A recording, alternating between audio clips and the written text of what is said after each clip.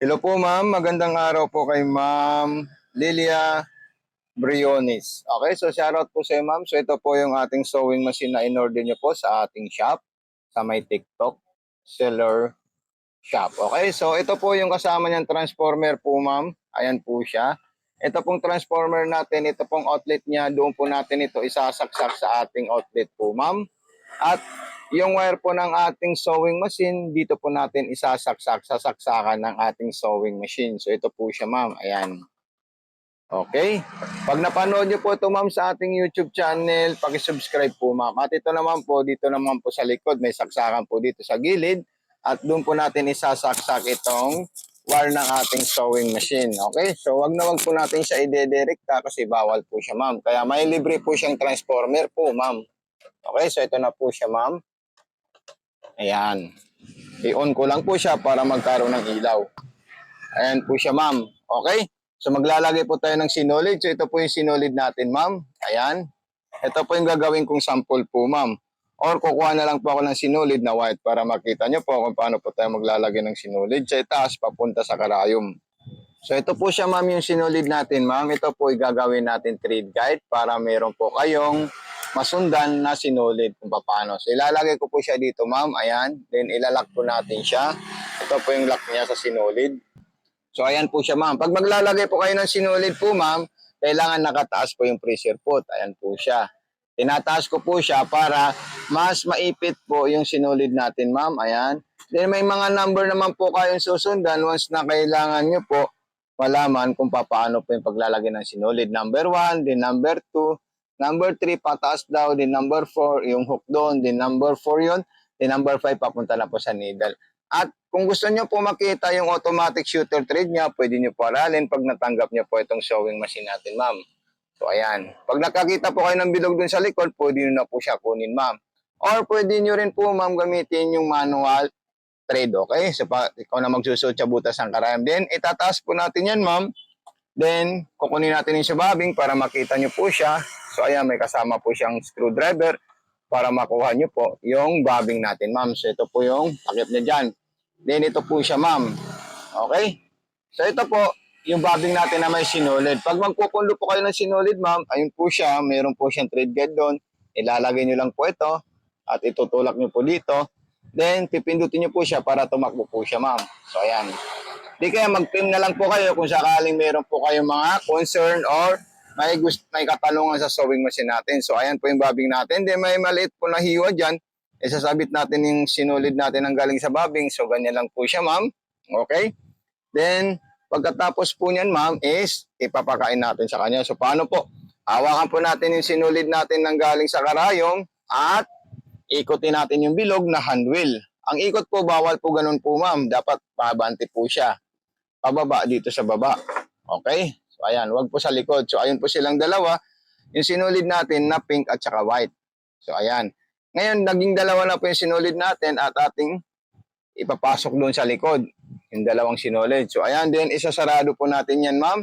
Ayan po siya. Okay? So, ayan. Tapos, ito po yung mga freebies po ng ating sewing machine at saka yung transformer po, ma'am. Then, kukuha na po tayo ng maong at susubukan po natin, ma'am. Then, ito po yung maong natin, ma'am. Ito po yung selector, yung lahat ng gusto natin yung stitches. Then atras abante, then speed control or tension. So ang tension po na normal or tama po ng tension natin is number 4 or number 5 po ma'am. Okay? So ayan. So ayan po siya ma'am. Nalagay natin. Then kung gusto natin pang maong natahi, so meron po tayong number 2. So ayan po siya. Then naka low speed po siya ma'am. Then pwede po natin i-adjust ng bilis. Ayan. So ayan po siya. Mabilis na po siya ma'am. Then pwede na rin natin siya ilagay ng medium speed, sa gitna lang po siya ma'am. So ayan. So then pwede po natin siya i-atras. Long press lang po ito para umatras po yung sewing machine natin ma'am. Ayan. Okay. Habang nakapindot po siya ng long press, umatras na po yung ating sewing machine. So check natin yung ginawa niyang stitches na diretso. So ayan po siya ma'am. Then check natin siya kung gaano kaganda yung stitches na ginawa ng ating sewing machine. So ito po siya ma'am. Kikita nyo po, dalawa pong kulay sa ilalim at saka pink, saka dito is white. So pag lumalabas po yung ating sinulid ng galing sa ilalim or tuhog po siya, so bababa po natin ito ma'am kasi masyado po siyang mahigpit ma'am. So, ayan, lagay natin siya sa number 4. Then, magsigsag tayo para makita po natin. Yung sigsag niya para sa pangmaong is number 8 po, ma'am. Ayan. Number 8 po yung zigzagger para sa maong. Pag hindi po lumalabas yung sinulid natin, ma'am, so ibig sabihin po niyan is tama po yung sinulid natin, ma'am. Okay, so ganyan lang po siya, ma'am.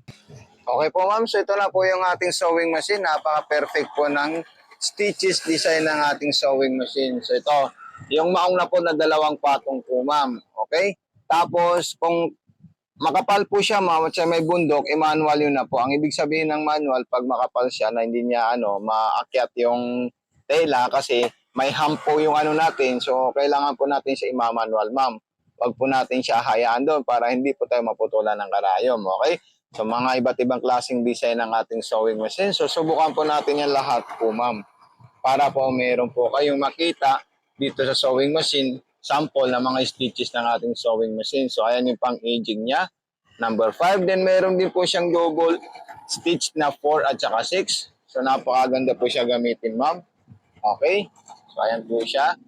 Then, number 6, ayan po siya. Yung double zigzagger. Then, meron din po siyang pang-garterize na 8, 9, 10. Okay? So, ayan, gagawin po natin yung pang-garterize na number 9 para sa mga scarf ng bra or sa mga underwear. Ayan, maganda po para dito is yung number 10 para sa mga panty at sa mga cotton spandex po, ma'am. Yan po yung pinakamaganda po dyan, ma'am. At meron din po siyang button holder. Sa button holder naman po, ma'am, pwedeng-pwede nyo po siya gamitin, ma'am, ng automatic. So, ang ibig sabihin ng automatic, maglalak muna po kayo, ma'am, ng easy. Ayan po siya. Then, gawin nyo naman po yung letter B or letter D para umabanti po siya, ma'am. So, ayan po siya, ma'am. So, ngayon, kayo na po yung bahala kung gaano kahaba po yung gagawin yung button holder, ma'am. So, ito, maglalakpak ulit ng easy. Ayan. Then, letter B, assign boy, para umatras po siya, ma'am. Okay, so maraming salamat kay Ma'am Lilia. So, thank you so much po, ma'am. God bless and more power po, ma'am. So, ito na po yung ginawa ng ating sewing machine, ma'am. Napakaganda at napaka-solid po siya, ma'am. So, ito po siyang button holder guide natin. Ayan po siya, napaka-perfect. At solid na solid po siya, ma'am. So, thank you so much, ma'am. God bless and more power po, ma'am. So, ito na po siya, ma'am. At saka yung free niyan transformer. Kasama na rin po siya, ma'am, sa pag-impake ko po, ma'am.